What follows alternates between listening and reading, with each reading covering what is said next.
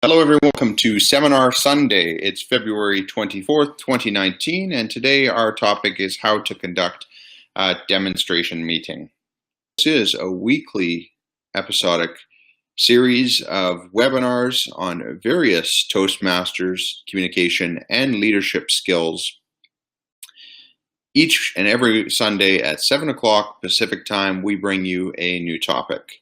This week happens to be demonstration meetings.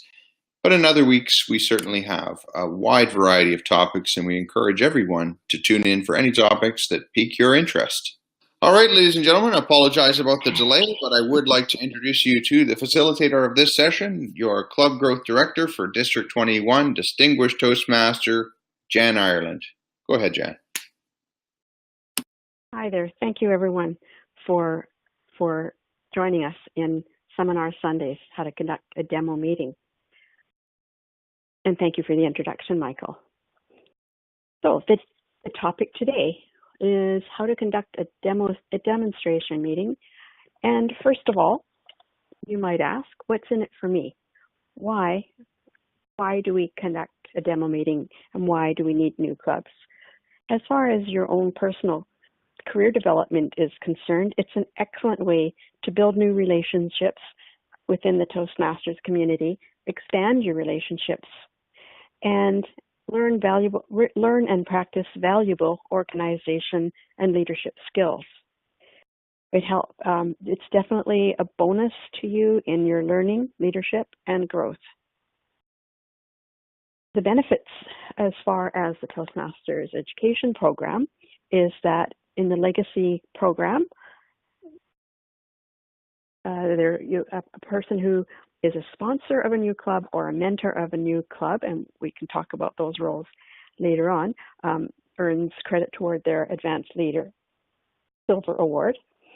On the Pathways program, a person who serves as a club mentor or a club coach receives credit in the Pathways program. And in addition, a person who conducts either a youth leadership program or a speechcraft or is a club sponsor receives credit as well. So there's two ways of earning credit in the Pathways program.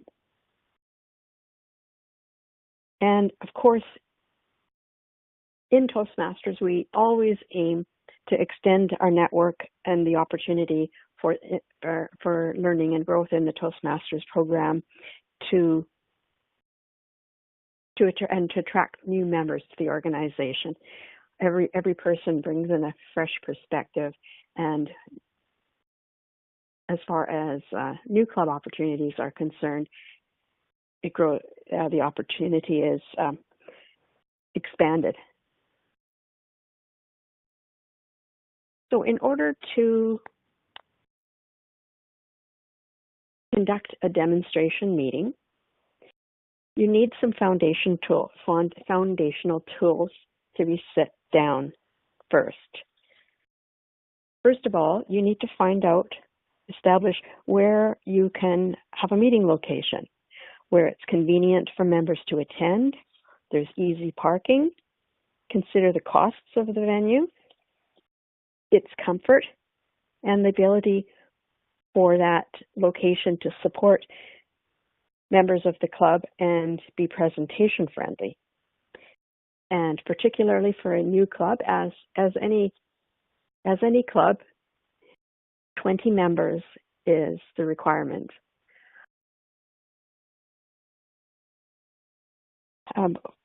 Also, in order to connect your location with the individuals, you need to attract potential members. Determine the benefits of this particular group. You might be organizing a group for a corporation or a company, employees of that group. So you would consider the needs of not only the individuals for their training opportunities within their organization, but also how their training connects to the goals of the corporation and fills the needs for that organization to train its members on an ongoing basis. And and have those people, those employees, learn valuable transferable soft skills. So you need to spread the word. You need to attract a group of minimum of 25 to 30 people. It's a hard and fast requirement that a new club cannot start with fewer than 20 members. And in addition to that requirement, a minimum of 17 of those members have to be new members.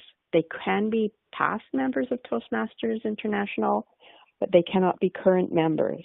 You can add additional current members, they can transfer in, or they can become dual members in addition to the clubs that they're already in, but 17 must be brand new. And that applies to all types of clubs, corporate, community, and specialty. Now, a corporate club I've talked about a little bit. A community club is a club that is based on just individual membership needs. And if you determine the benefits of that particular club opportunity, normally you're attempting to fill a need in the Toastmasters community that is not currently being met. And this could be geographic, or it could be based on a need. Perhaps in your community, you don't have an advanced club that will give as extended opportunities to existing members.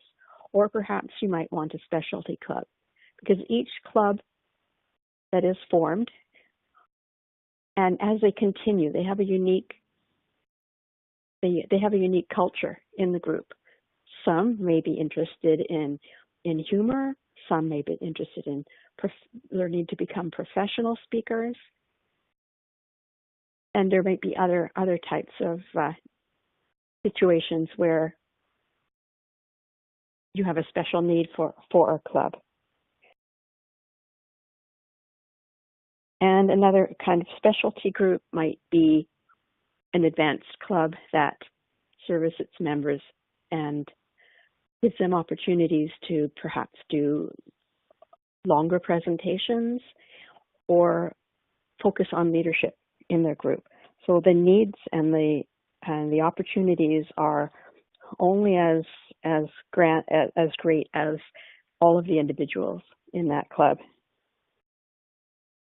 In addition, to get the foundation for a new club, you need people. You need individual current members or people who want to join and learn on the ground, who want the opportunity for leadership to attain credit on their distinguished Toastmaster path.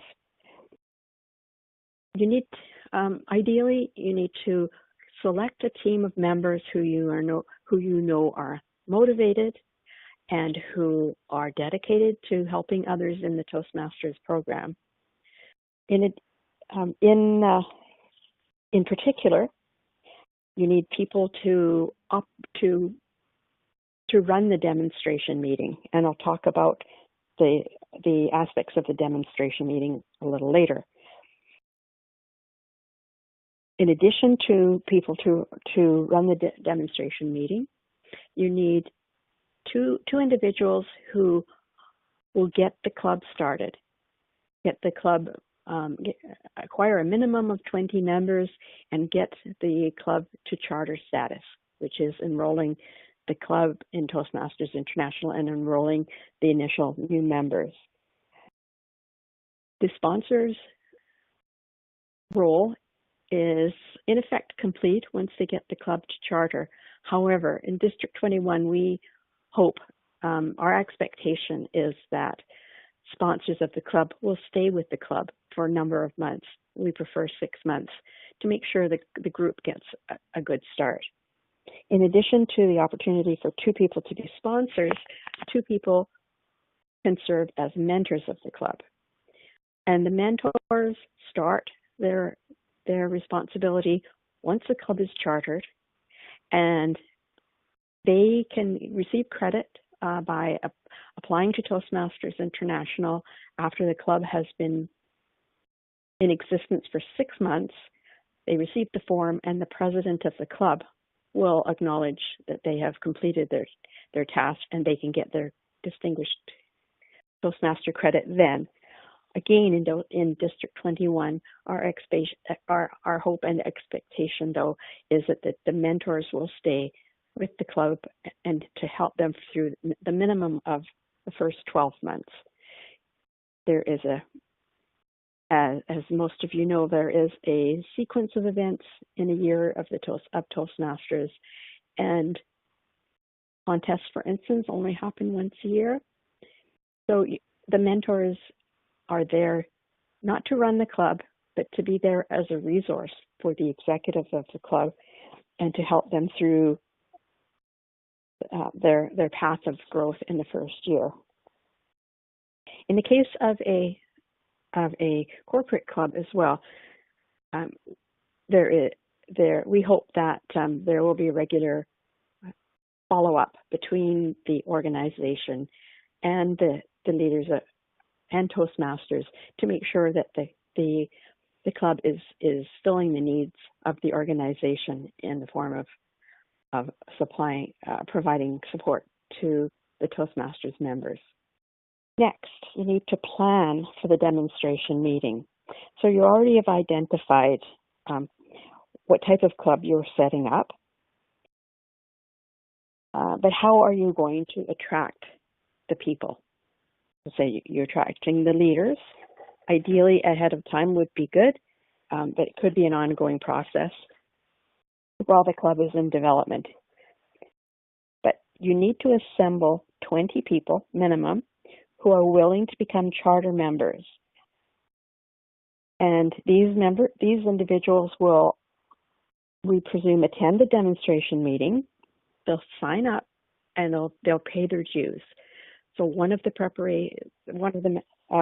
items you need for preparation when you think of the venue and the group, you need to plan ahead for how much the dues will be to set up that club.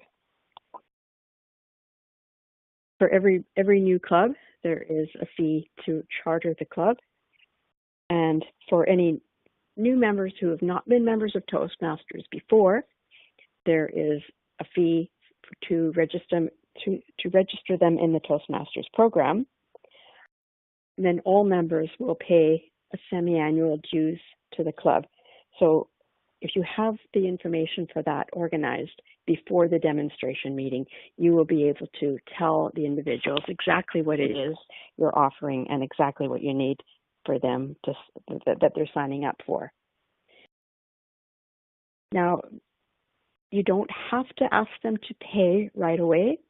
In order to seal the commitment, not everyone will come prepared to register that day. So in any available situation, get them to sign a new charter club membership form. It's different from the membership form that applies to Toastmasters joining a regular club. So make sure you have those forms on hand. And have a follow-up meeting date established already too, because ideally you'll have 20 members sign up right away. But whether or not that happens, you need to look into the future, have a second meeting date established, and so that you're able to tell people what to expect about the next steps. In addition to that, it's good to keep an eye out for potential leaders in the new club, because the sponsors and mentors and those who start the club will get the clubs going, but each club needs to select its own leaders and to sustain itself over time with the help of the leaders in Toastmasters. So So look for strong individuals to start the club, and not only invite people to join the club. You need to state very clearly, we are going to start a club. You're invited to join the club.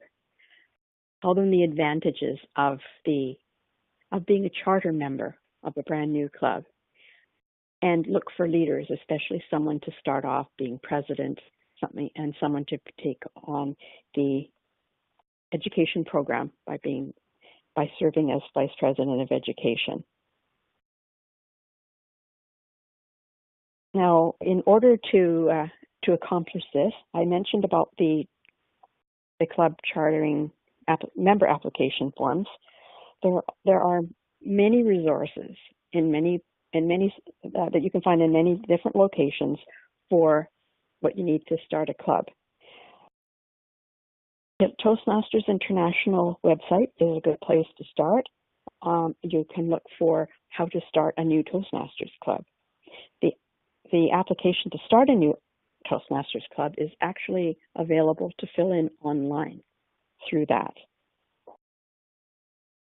Also, on District 21, you can find access to all the forms that are required to start a club. There are 6 basic forms. Actually, there are a few more. There's 2 forms that are called 6A and 6B. But those forms, ask your district officer, a club extension chair, or your area or division director if you need help with that, because they are all core members of the club extension team in Toastmasters. And if they need help as well, reach out to any other district leaders, to myself, Jan Ireland, as Club Growth Director, or to Program Quality Director Michael Bound, District Director Sean Gold, and we will be more than pleased to help you with that. Additional resources are available on Google Docs. All area and division directors have access to forms, and hopefully a quick reference then for forms that you'll need, and support forms that help you, examples of how to conduct a demonstration meeting. There is a sample demonstration meeting agenda so that you can organize your meeting. You can find a wealth of resources on the internet. Several districts have shared information that they've put together over the years. And on the District 21 site, there are also resources for starting a new club. There are 3 basic forms that are called Easy Steps for start. There are 3. One is for starting a community or specialty club. One is for an advanced club, and one is for a corporate club. If you need help downloading the forms from Toastmasters International, please ask for help. They're a little bit difficult to find. You have to go through several steps in some cases to find them, but we can also help you with shortcuts to that.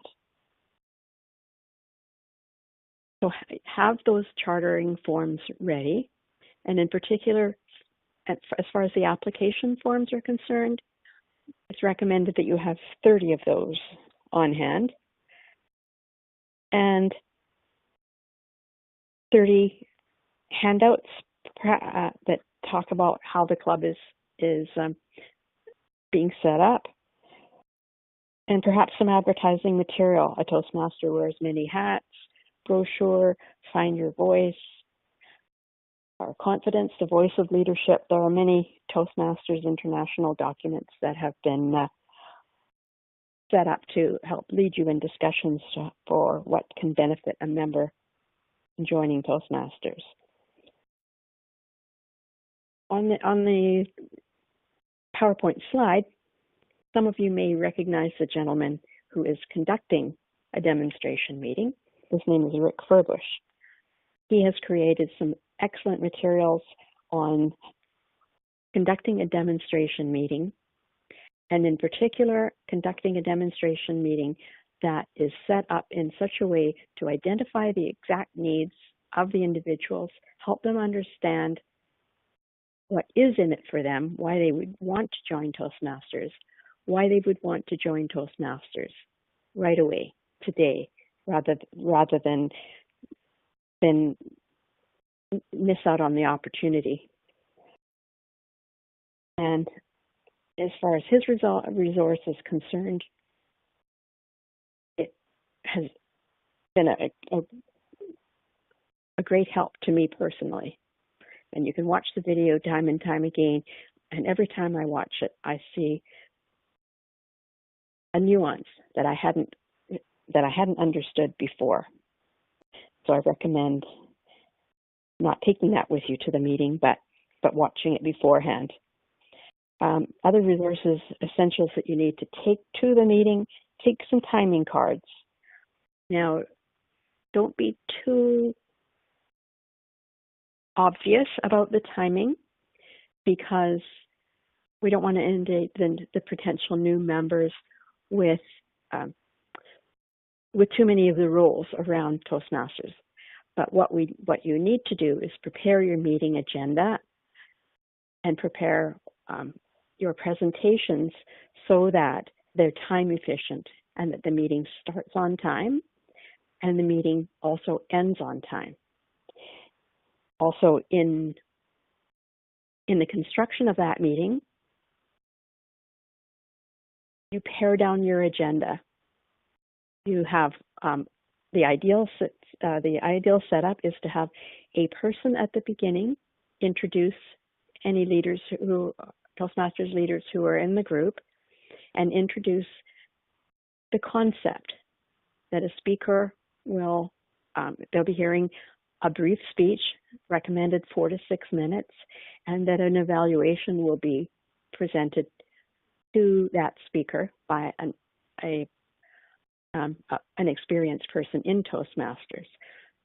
You can give the audience an idea about what criteria an evaluator is looking for. Just ask the person, do they understand what the speaker was trying to convey? And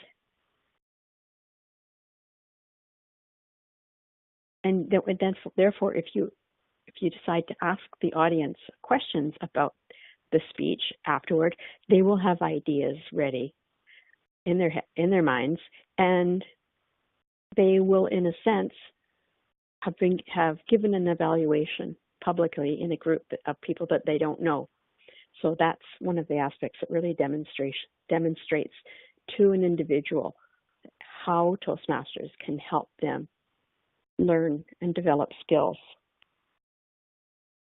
Make sure you take business cards so that they can be in contact. And for those who don't sign a charter membership, take a sign-up sheet so that you can get the name and contact information of individuals who might not wish to sign up right away, so you can contact them later. Perhaps they will return to the next meeting, sign up to be Toastmasters. They might tell a friend and bring a friend. So make sure that you get the contact information at that meeting from everyone who attends. You can have that sign-up sheet at the beginning of the meeting to make sure that that's covered automatically. You could also take Toastmasters magazines to demonstrate another value of Toastmasters membership. And make sure that you have a team of individuals who will answer individual questions after the meeting is over, and have everyone understand what forms that you have available and what the concept is of the club, so that you can all work together to make sure that the guests understand exactly what the opportunities are. After the speech and the evaluation, you may wish in some way to have a brief table topics session, 2 or 3 speakers at the maximum.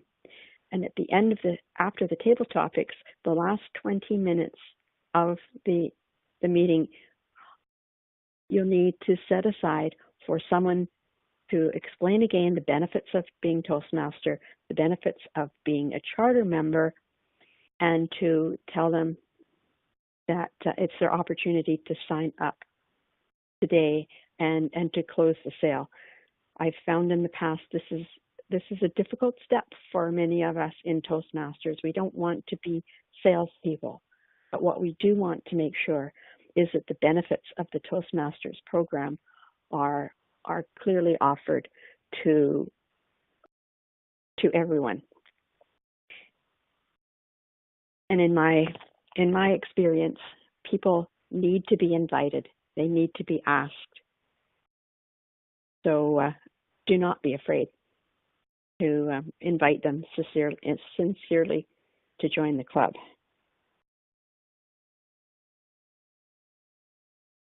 Just got some information here on the types of information you might want to use for the advertising.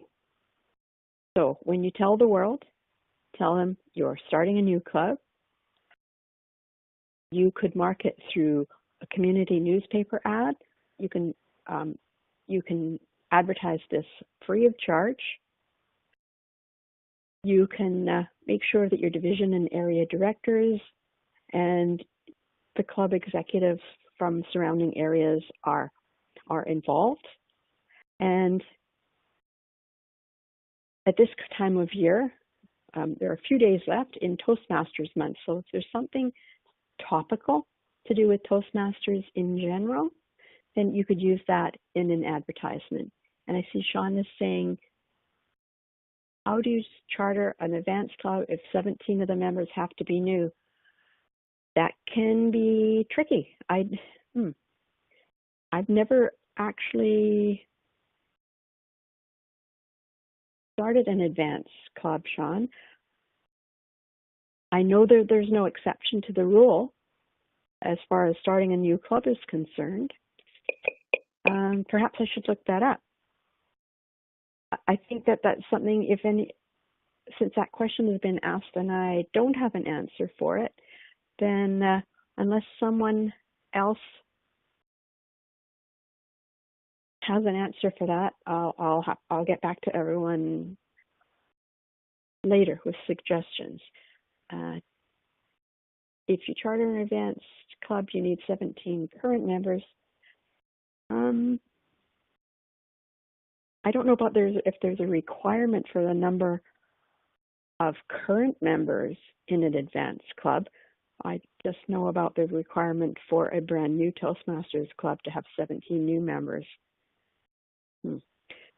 So yeah, sorry I'm not able to work on that. Oh, and Sean, you did said you have an agenda sample. Yes, on the Google Drive, there is an example of that, and if I can send out a sample of that too to the attendees. I'm just writing this down. So yes, there's more than one sample of that, but yes, you can choose one that suits you, and the examples have the basic elements of the meeting. So okay, thank you, Sean. And how you can help? Well, if you're an existing Toastmasters member and you hear about a demonstration meeting, you could get in touch with the club, myself, the club growth director, and ask if anyone, if the people conducting the meeting need some help. You may not need to take part in the meeting, but you might be able to be in the audience, sit beside members, encourage them, and help at the end of the meeting to perhaps hand out forms, make sure everyone personally receives a copy of the application form for membership and a copy of the fact sheet about the club explaining how much they need to pay, when they next meet, and other crucial information, and ensure that every person is individually invited to join after the meeting. When the invitation is personal and direct, it has the best chance for success. The person will feel most welcome to join. You can help them by asking them questions too. Ask them what they came for, what they're looking for in Toastmasters. Don't just suggest, oh, Toastmasters is this or Toastmasters is that, but engage in conversation with them to find out what their needs are, so that if we need to follow up for them, we can help steer the conversation to something that suits their needs, and to help them realize how they can gain confidence in the Toastmasters program. And you'll see in the bottom of this slide, there are several ways you can advertise. There's Facebook, Twitter. Oh, I forget what that green one is. Oh, Twitter. Oh, Messenger. I forget that one. But Twitter. Oh, I know what that one is.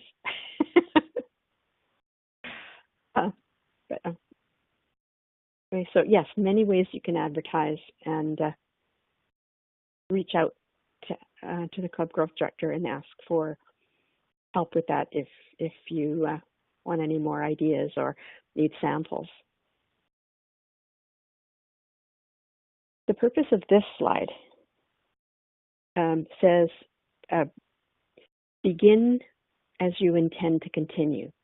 Those words I've found in a book that our past international president, Pat Johnson, wrote. Its title is A Handbook for Building and Sustaining Vibrant Toastmasters Programs in Corporations. One of the wonderful things that this book helps us with is how to focus our language in such a way that a corporate leader would understand and be able to connect with the Toastmasters program, rather than us saying we're starting a club and you can get points and you can be on an executive. We could say we have a Toastmasters communication and leadership program where you learn skills in building confidence, holding meetings, accepting feedback, giving feedback. So the language that we use and the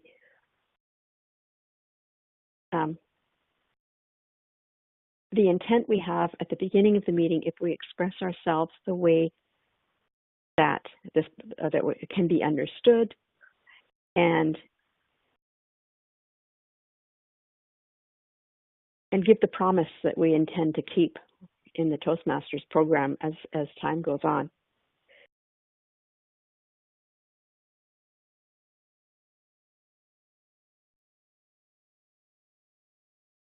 So with the tools and tricks that I've given you, I hope that many of you will be able to confidently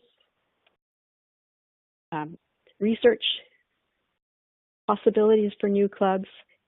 And it can seem very daunting without the information, without the experience behind you. It's not something we get many chances for experience. But when we do this, it is so valuable.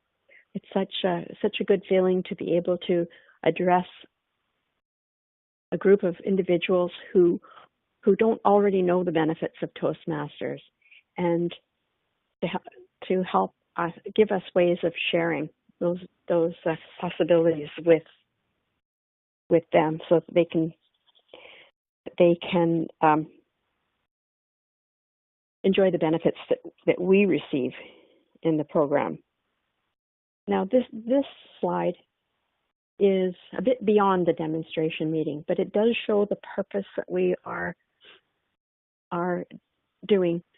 Yes, I'll get to that. Thank you, Sean. That the idea of starting a club is to find individuals one-on-one to join the club invite them to the club,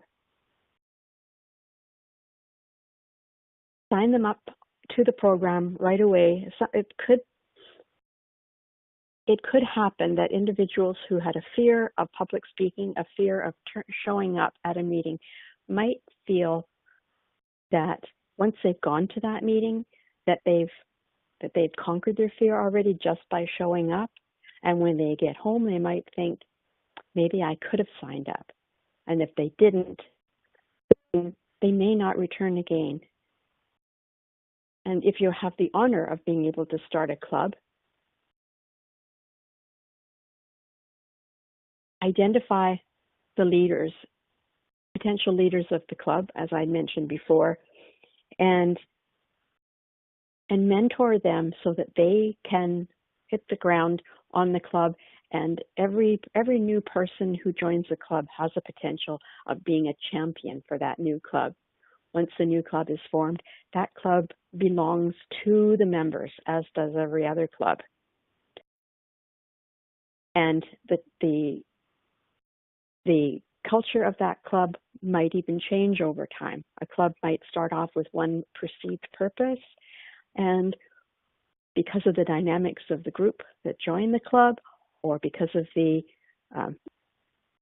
of circumstances that change with the club, they can change the culture of the club over time. If you set up a meeting on a certain day of the week, and that day and time does not suit the individuals who join that club, it is their option to change the club, to tweak it in such a way as to suit their group needs.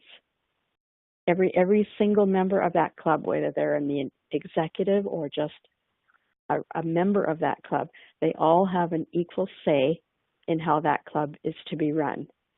So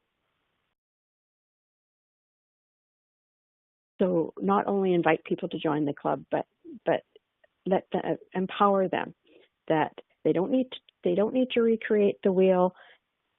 There are resources that they can use to support them in running running their club, but that they do have the right to take ownership of the club. Now, where do you start looking? Sean has asked. Well, there are a few methods that Toastmasters recommends.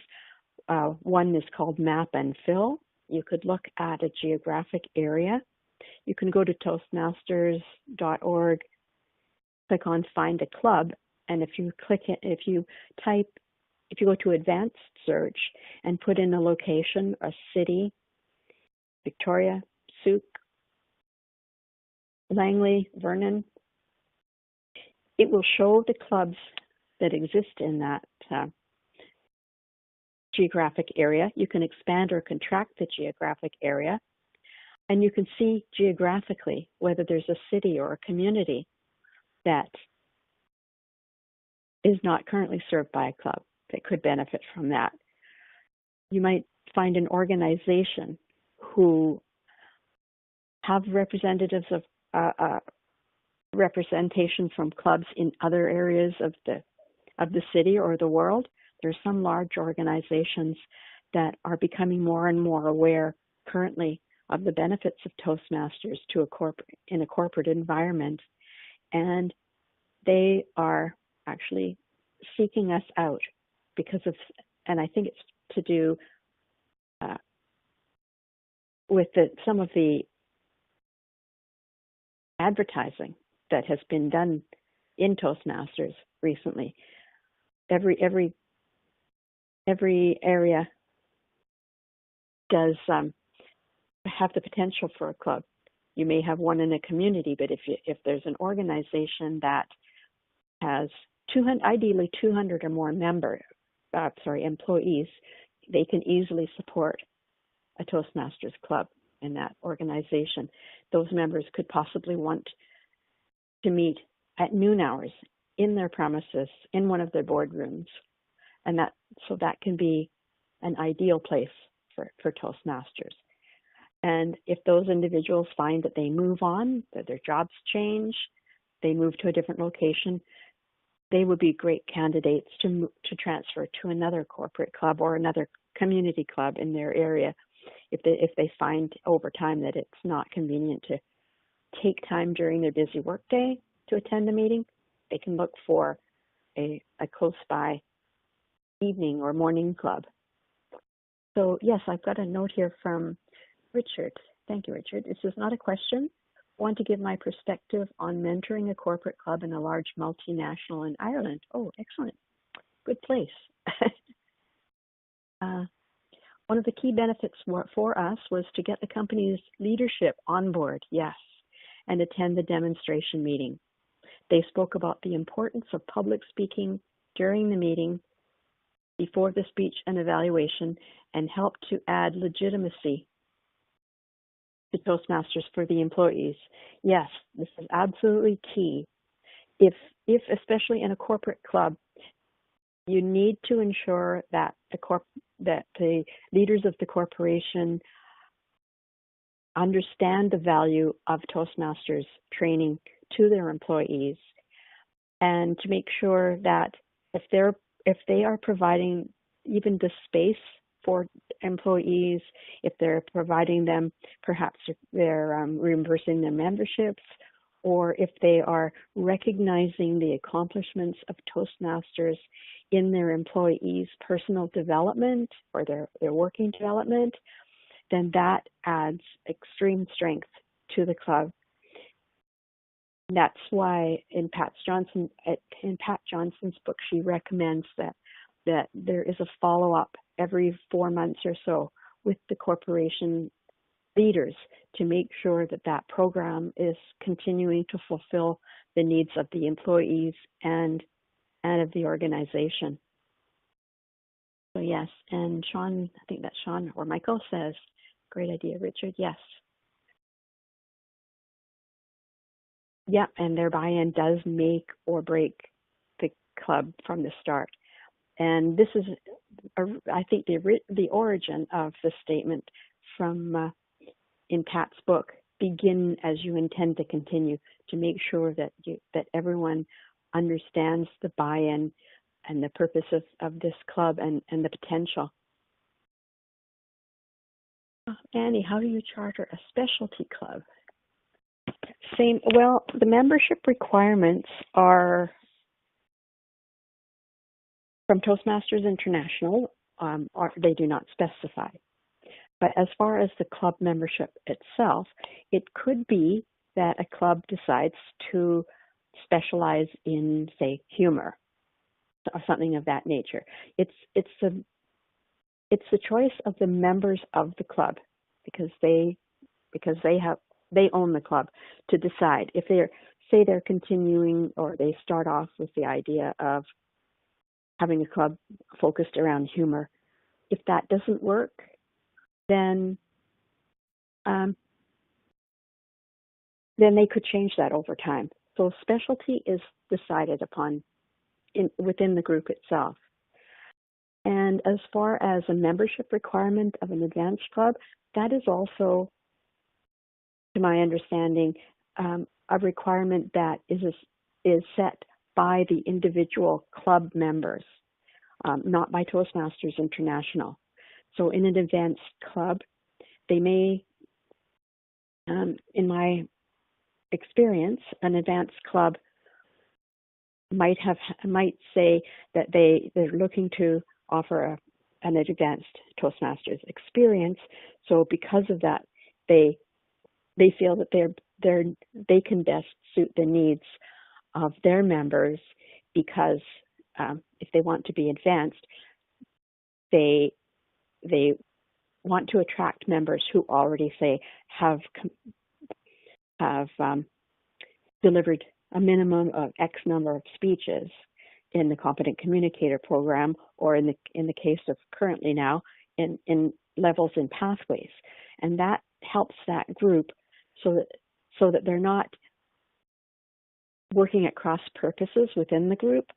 If they want to focus on advanced leadership, for instance, then if they have a lot of brand new members who are not even familiar with the Toastmasters program, then they're stretching the boundaries of their say, level or area of responsibility. So so they would arbitrarily have made that criteria for the membership. Some advanced clubs might say that they require the member to still continue to be a member of their of another regular club or not. But but normally that is the case. So they encourage, in my understanding, they encourage members to still be a member of a regular club, because the advanced club, it's a little bit harder to sustain the membership in an advanced club, because automatically when you say advanced, you are restricting yourself to the type of member that you can serve. So there's a fine balance, and every club needs to re-identify who they are, what their purpose is, what restrictions they might have, and what purpose those restrictions serve, and are those restrictions helping them to attract the type of member they're specifically looking to serve, or do those requirements detract from their ability to sustain themselves as a group? Are there any final comments? We have a couple of minutes left in the hour, and I've really enjoyed this. I've really enjoyed the opportunity to take this session. There's so much to learn. That's what I was talking about. In the club, appoint leaders, appoint an executive, start holding meetings, and oh, yes, got a minute left. So next week's meeting, March 3rd, will be conducted again, I believe, by Club Program Quality Director Michael Bown, and the subject is providing feedback. That's very timely because of the evaluation contests that are happening now. I believe that would be the purpose. I don't know if Michael can chime in if I'm the running the meeting. I don't know if he's able to do that, but I look forward to signing in with everyone again next week for that meeting. And if there are no other comments, I'll tell you how much I appreciate everyone signing in. It's a great opportunity. And please, if you have any ideas or feedback for me for the meeting, if anything you want to be shared with the group, please send it in. Thank you so much, and good night.